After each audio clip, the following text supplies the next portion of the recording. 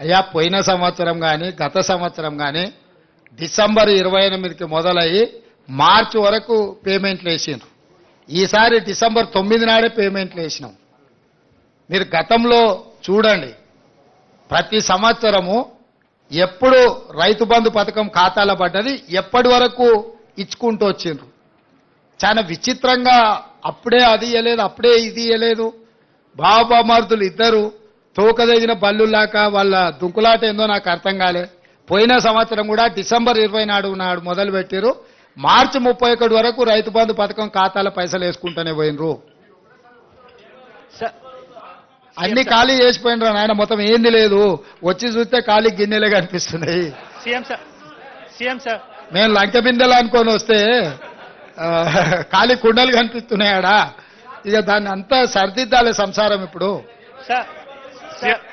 CM sir బోలో. CM sir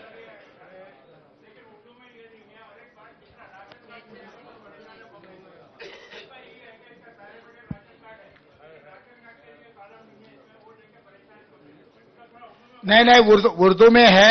जो greater Hyderabad में जहां जहां उर्दू पढ़ सकते लिख सकते वो एरिया में उर्दू का एप्लीकेशन अलग बनाए. हमारा जीएचएमसी कमिश्नर उसके लिए अलग काउंटर भी बनाए. जो भी राशन कार्ड नहीं है रेशन कार्ड भी देने के लिए एप्लीकेशन ले रहे. जिसका जिसका रेशन कार्ड है, जिसका जिसका वो आधार कार्ड है, वो जिसका जिसका घर का जरूरी है, जो भी जरूरी है उसमें लिखा दिए. अगर उसमें नहीं है तो भी दूसरे भी अगर दरखास्त रखे तो दरखास्त लेने के लिए भी दूसरे काउंटर लगवाए. कोई चिंता करने का जरूरी नहीं है. 8 दिन हर वार्ड में, म्युनिसिपैलिटीज में हर वार्ड में काउंटर रहेगा 10 बजे से लेकर 5 बजे तक. हम लोग सरकार को गांव-गांव में भेजने के लिए कोशिश कर रहे हैं. सरकार जिस दिन गांव को गया अगर वहां पर कोई नहीं है तो भी बाद में ग्राम पंचायत में जा सकते, नहीं तो म्युनिसिपैलिटी में म्युनिसिपल वार्ड को जा सकते. उसके अलावा भी तहसीलदार कहने दरखास्त दे सकते. कोई किसी को नुकसान पहुंचाने का काम अपना सरकार नहीं करेगा. जो जो जिसको जिसको जरूरत है सबको मिल जाएंगे. CM sir CM sir CM sir रोशन अली सर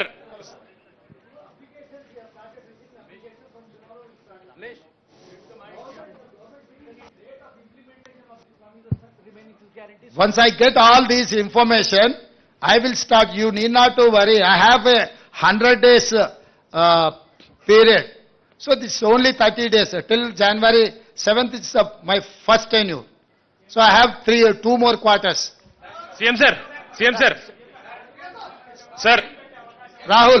सर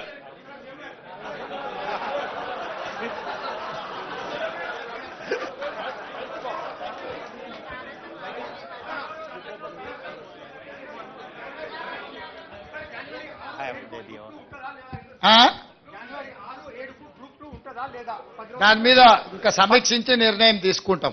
డెఫినెట్ గా రాహుల్ చెప్పింది మా దృష్టికి వచ్చింది. డెఫినెట్ గా మా అధికారులతో మాట్లాడి నిర్ణయం తీసుకుంటాం.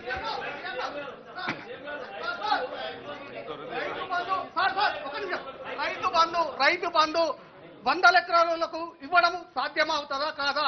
రైతు బంధు ఎన్ని ఎకరాల వరకు ఇస్తారు? వాస్తవానికి 100 ఎకరాలు ఉన్నప్పుడు రైతు బంధు అవసరమా? మీ సూచన ఏంది సార్? 100 ఎకరాలు ఉన్న వాళ్ళకి మినిమం లిమిట్ పెట్టండి. చీఫ్ సెక్రటరీ గారు వారి పేరు వారు ఇచ్చిన సూచన రాసుకోండి, ఎగ్జామిన్ చేద్దాం. Sir hello CM sir Pramod.